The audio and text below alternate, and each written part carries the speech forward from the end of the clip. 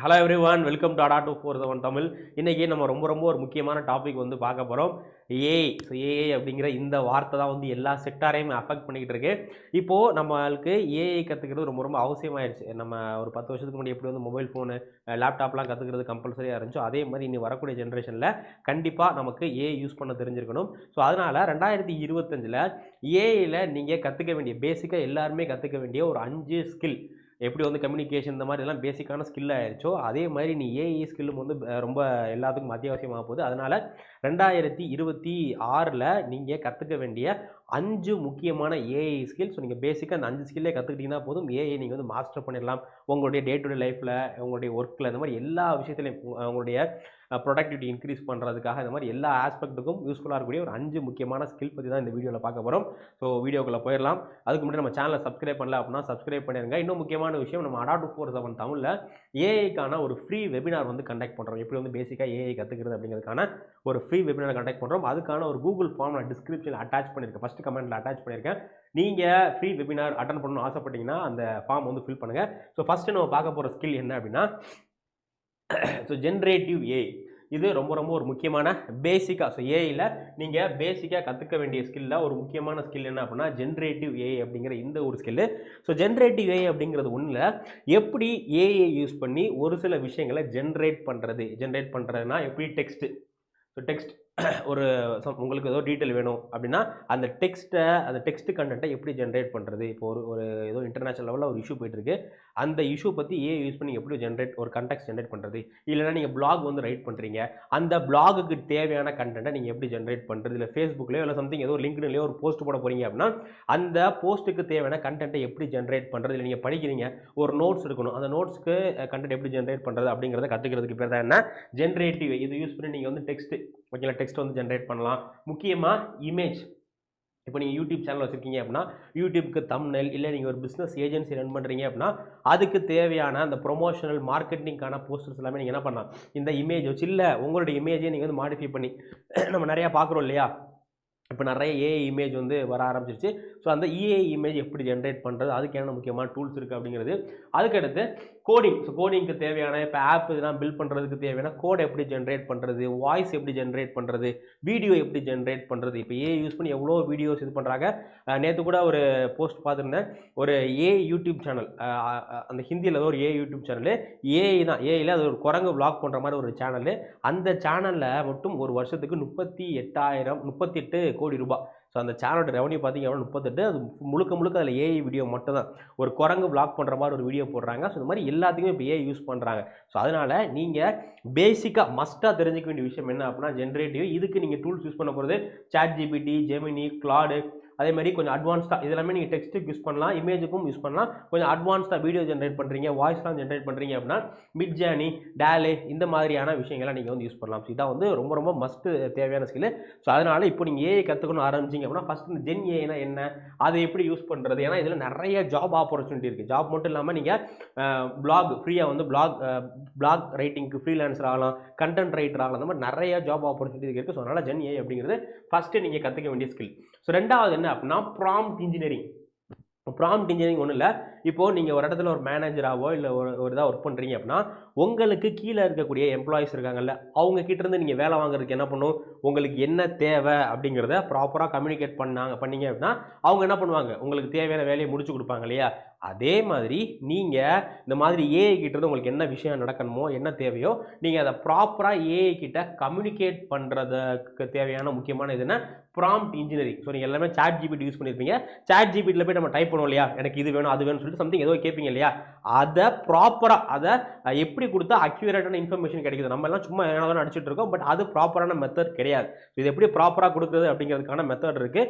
அந்த ஒரு ப்ராம்ப்ட் அப்படிங்கிறத நம்ம ஒரு ஜென்ரேட் பண்ண தெரிஞ்சிருச்சு அப்படின்னா நம்ம என்ன தேவையோ அதுக்கான அந்த அவுட்புட்டை ChatGPT கிட்ட இருந்தோ இல்லை எல்லா ஏஐ டூல் கிட்ட இருந்து வாங்கிடலாம். ஸோ பேசிக்காக நமக்கு என்ன தேவை அப்படிங்கிறத ஒரு ஏஐட்ட சொல்லி அதை அவுட்புட் வாங்குறதுக்கான ப்ராசஸ்க்கு பேர் தான் என்ன, ப்ராம்ப்ட் இன்ஜினியரிங் அப்படிங்கிறது. ஓகேங்களா. ஸோ இன்ஸ்ட்ரக்ஷன் கொடுக்குது, இது பண்ணி கொடு, எனக்கு இது விடுது இப்படி இருக்கணும், இப்படிலாம் வேணும் அப்படிங்கிற மாதிரி உங்களுக்கு தேவையான விஷயத்த கரெக்டாக அந்த ஏஐக்கு புரிகிற மாதிரி மொழியில் சொன்னீங்க அப்படின்னா அது ப்ராப்பராக பண்ணி கொடுத்துரும். ஓகேங்களா? ஸோ ஒரு விஷயம் தேவை, அதை நம்ம ஒவ்வொரு ப்ராம்ப்டில் கேட்கும்போது அதுக்கான அவுட்புட் மாறும். ஸோ அதனால் ப்ராம்ப்ட் இன்ஜினியரிங் அப்படிங்கிறது ரொம்ப முக்கியமான ஸ்கில்.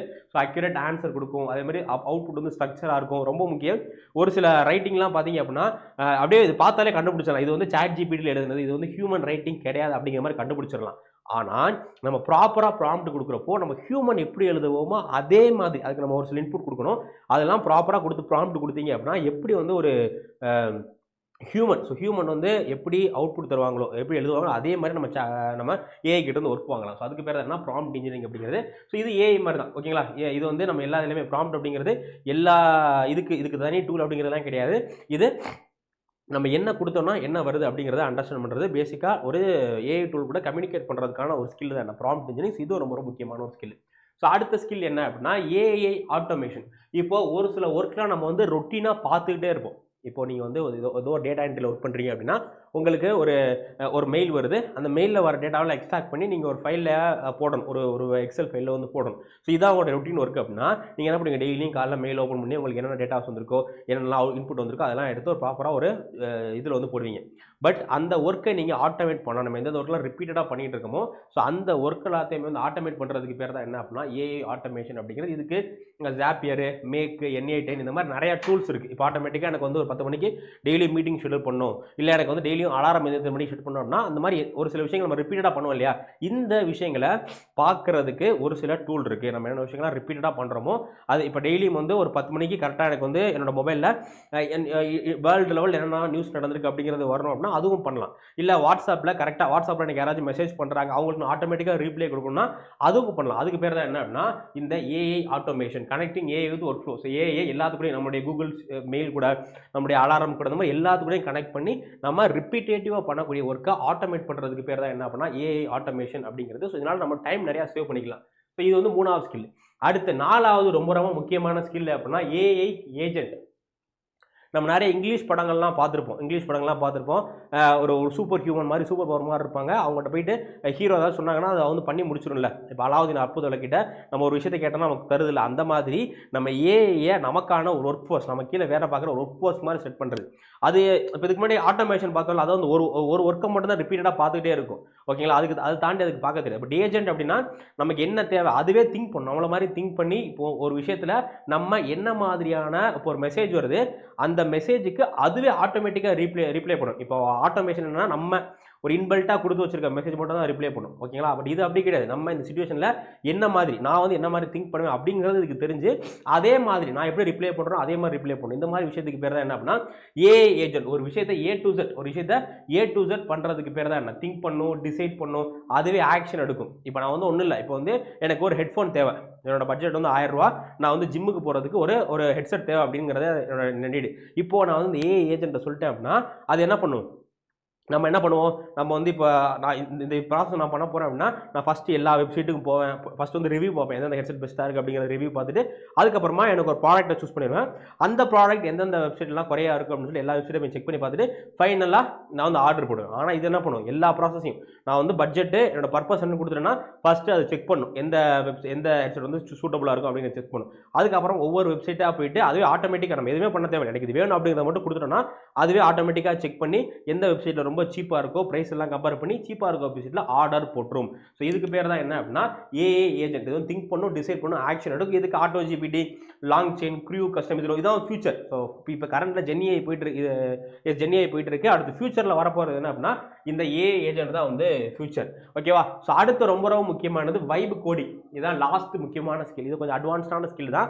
பட் இதெல்லாம் நீங்கள் கற்றுக்கிட்டீங்க அப்படின்னா lakhs and lakhs of rupees வந்து சம்பாதிக்கலாம். நீங்கள் கம்பெனி டிபெண்ட் பண்ணி இருக்கணும் அப்படிங்கிற எந்த அவசியமே கிடையாது. வைப் கோடிங் அப்படிங்கிறது ஒன்றும் இல்லை. இப்போ உங்களுக்கு ஒரு ஐடியா தோணுது, இந்த மாதிரி ஒரு ஆப் உருவாக்கலாம், இந்த மாதிரி ஒரு வெப்சைட் உருவாக்கலாம் அப்படிங்கிற ஒரு ஐடியா தோணுது. இப்போ கரண்ட்டில் அந்த ஐடியாவை நீங்கள் நடைமுறைப்படுத்தணும் அப்படின்னா ஆப் டெவலப் பண்ணுறதுக்கு லட்சக்கணக்கில் கொடுத்து ஒரு ஆப் டெவலப்பரை ஹையர் பண்ணணும், இல்லை வெப்சைட் டெவலப் பண்ணுறதுக்கு 1000 கணக்கில் கொடுத்து நம்ம ஒரு வெப் டெவலப்பர் வந்து டெவலப் பண்ணணும். ஆனால் இப்போ உங்ககிட்ட ஒரு ஐடியா இருக்குது, இந்த மாதிரி நான் ஹெல்த் ட்ராக் பண்ணுறதுக்கு ஒரு ஆப் ரெடி பண்ணலாம் அப்படிங்கிற மாதிரி ஐடியா இருக்குன்னா நீங்கள் ஜஸ்ட் அந்த ஐடியா என்ன, உங்களுக்கு எப்படி ஆப் வேணும் அப்படிங்கிறத நிறைய வெப்சைட் இருக்குது, அதில் போய் கொடுத்துட்டீங்க அப்படின்னா உங்களுக்கு அதுக்கான ப்ராப்பரான அவுட்புட் கொடுத்துரும். இப்போ எனக்கு ஒரு ஆப் பில்ட் பண்ணணும், அந்த ஆப்பில் என்ன ஃபியூச்சர்லாம் இருக்கணும், அந்த ஆப் என்னெல்லாம் பண்ணணும் அப்படிங்கிறத நீங்கள் போயிட்டு இதுக்குன்னு ஒரு சில வெப்சைட்ஸ் இருக்குது, ஒரு சில டூல் இருக்குது. அந்த டூலில் கொடுத்தீங்க அப்படின்னா உங்களுக்கு ஆப் அதுவாக பில்ட் பண்ணி கொடுத்துரும். அதே மாதிரி வெப்சைட் வேணும் அப்படின்னா நீங்கள் என்னென்ன மாதிரி என்ன கலர் இருக்கணும், என்ன ஃபாண்ட் இருக்கணும் அப்படிங்கிறதெல்லாம் கொடுத்துட்டீங்கன்னா உங்களுக்கு வெப்சைட்டும் கிரியேட் பண்ணி கொடுத்துரும். ஸோ இதுக்கு பேர் தான் வைப் கோடிங். இப்போ நார்மலாக கோடிங் தெரிஞ்சால் மட்டும் தான் நான் வெப்சைட் பில்ட் பண்ண முடியும், ஆப் பில்ட் பண்ண முடியும். பட் இப்போ அப்படி கிடையாது. உங்களுக்கு ஐடியா மட்டும் இருக்கா, அதுக்கு நிறைய டூல் இருக்குது. அந்த டூலில் போய்ட்டு உங்களுக்கு என்ன தேவையோ அதை ப்ராம்ப்ட் கொடுத்தீங்கன்னா ப்ராப்பராக வெப்சைட் வந்துடும், ப்ராப்பராக உங்களுக்கு ஆப் வந்துடும். ஸோ இதான் வந்து வைப் கோடிங். இது எல்லாமே ரொம்ப ரொம்ப முக்கியமான 5 எசென்சியல் ஸ்கில். ஸோ நீங்கள் இப்போ தான் ஆரம்பிக்கிறீங்க அப்படின்னா நான் சொன்ன ஸ்டெப் பை ஸ்டெப்பாக சொல்லியிருக்கேன். ஃபஸ்ட்டு வந்து ஜென்ஏ லேர்ன் பண்ணுங்கள், அதுக்கடுத்து ஆட்டோமேஷன், இந்த மாதிரி நான் சொன்ன ப்ராம்ப்ட் இன்ஜினியரிங் இந்த மாதிரி ப்ராப்பராக வந்து லேர்ன் பண்ணிங்க அப்படின்னா ஈஸியாக நீங்கள் ஏஐயில் மாஸ்டர் ஆகிடலாம். ஸோ எடுத்தோன்னே ஏஐயில் மாஸ்டர் ஆக முடியாது. ஏஐ பொறுத்த நிறைய பேர் பயப்படுறாங்க. நான் ஏஐனா நம்ம நிறையா படிக்கணும், எப்படி அது ஒர்க்கு, அதெல்லாம் தேவையில்லை. ஜஸ்ட்டு எப்படி நமக்கு என்ன தேவை அப்படிங்கிறத ஏஐடி எப்படி சொல்லி வாங்குறது, எந்தெந்த டூல்ஸ் எப்படி யூஸ் பண்ணுறது, அவ்வளோதான். இதுக்கு வந்து நீங்கள் கோடிங் நாலேஜ் தான் தெரிஞ்சிருக்கணும் அப்படிங்கிற அவசியமே கிடையாது. உங்ககிட்ட ஐடியா இருக்கா, அதை நீங்கள் எக்ஸிக்யூட் பண்ணுறதுக்கு ஏஐ வந்து நல்ல ஆப்பர்ச்சுனிட்டி. இதை யார் வேணாலும் கற்றுக்கலாம், நீங்கள் கற்றுக்குங்க. நம்ம அடாப்ட் 4 வந்து பார்த்தீங்க அப்படின்னா ஏஐக்கான ஒரு ஃப்ரீ வெபினார் வந்து கண்டக்ட் பண்ணுறோம். எப்படி ஏஐ லேர்ன் பண்ணுறது 2026 அப்படிங்கிறதுக்கான ஒரு வெபினார் இது பண்ணுறோம். பொங்கல் ஹாலிடேஸில் பண்ணுற மாதிரி பிளான். ஸோ உங்களுக்கு இன்ட்ரெஸ்ட் இருந்துச்சு அப்படின்னா டிஸ்கிரிப்ஷனில் அதே மாதிரி ஃபஸ்ட்டு கமெண்ட்டாக ஒரு கூகுள் ஃபார்ம் நான் ஃபில் பண்ணுறேன். அதில் அந்த கூகுள் ஃபார்மில் ஒரு டீட்டெயில் வந்து நீங்கள் ஃபில் பண்ணிக்கலாம். ஓகேங்களா? வேறு எந்த டவுட் தான் நீங்கள் கமெண்ட் பண்ணுங்கள்.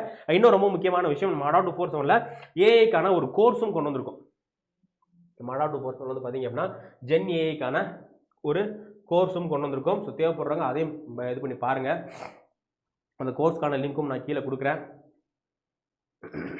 ஸோ நீங்கள் என்ன ஃபஸ்ட்டு அடாப்ட் 4 வெப்சைட் போங்க. இதில் போயிட்டு ஸ்டேட் எக்ஸாம் தமிழ்நாடு கொடுங்க. தமிழ்நாடு கொடுத்துட்டு இதில் ஸ்கில் தமிழ்நாடு கொடுத்தீங்க அப்படின்னா உங்களுக்கு ஜென்ஏ அப்படிங்கிற இந்த ஒரு கோர்ஸ் வரும். இது ஒரு 40 மணி நேரம் கோர்ஸ். இதில் ஜென்ஏ பற்றி A to Z வந்து கற்றுக் கொடுத்துரும். அதே மாதிரி உங்களுக்கு சர்டிஃபிகேஷனும் கிடைக்கும். எப்படி நீங்கள் இந்த ஸ்கில்லை யூஸ் பண்ணி ஜாப் சர்ச் பண்ணுறதுல நீங்களாம் எப்படி வந்து ஓனாக ஃப்ரீலான்சராக அப்படிங்கிற எல்லா டீட்டெயிலுமே இதில் வந்து கற்றுக் கொடுப்போம். ஸோ இது நீங்கள் ஜாயின் பண்ணும்போது நான் சொல்லக்கூடிய கூப்பன் கோட் Y913 அப்படிங்கிற கூப்பன் கோட் யூஸ் பண்ணிங்க அப்படின்னா உங்களுக்கு வெறும் 4835 இந்த பேட்ச் கிடைக்கும். யார் யாருக்கெல்லாம் தேவையோ அந்த பேட்ச் வந்து ஜாயின் பண்ணிக்கோங்க. இதில் மொத்தம் 40 மணி நேரம்.